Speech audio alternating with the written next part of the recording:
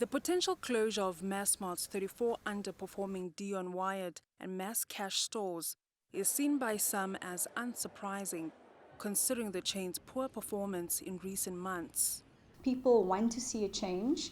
They want to see what the new CEO is going to do. They want him to show, look, you're going to have to take the hard decisions. And the first decision that anybody new that comes in with a company as big as this is, how do I restructure?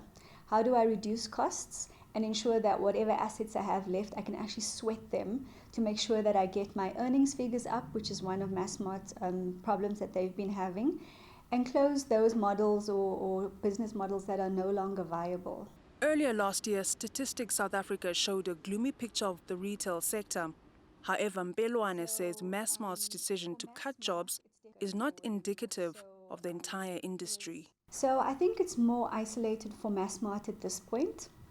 And the reason I say that is that Massmart needs to take their focus and strategy and ensure that they are able to take whatever assets they have and generate significant revenue and specifically earnings. So the question is, how do you reduce costs, but in the same time not take away the benefit that you would have had in terms of revenue growth or earnings growth? Unfortunately, the number of staff that's going to be impacted, the 1,440, is significant, and especially in the climate where we have such a high unemployment rate. Meanwhile, the Congress of South African Trade Unions says the planned retrenchments undermine the job creation and investment commitments made at last month's South Africa Investment Conference. Massmart is dealing with a crisis of profit. It can't be that a company that has been in South Africa for so long, that has managed to make millions and billions in this country, as soon as they are confronted with the crisis of profit, their only option is to send workers onto the unemployment line.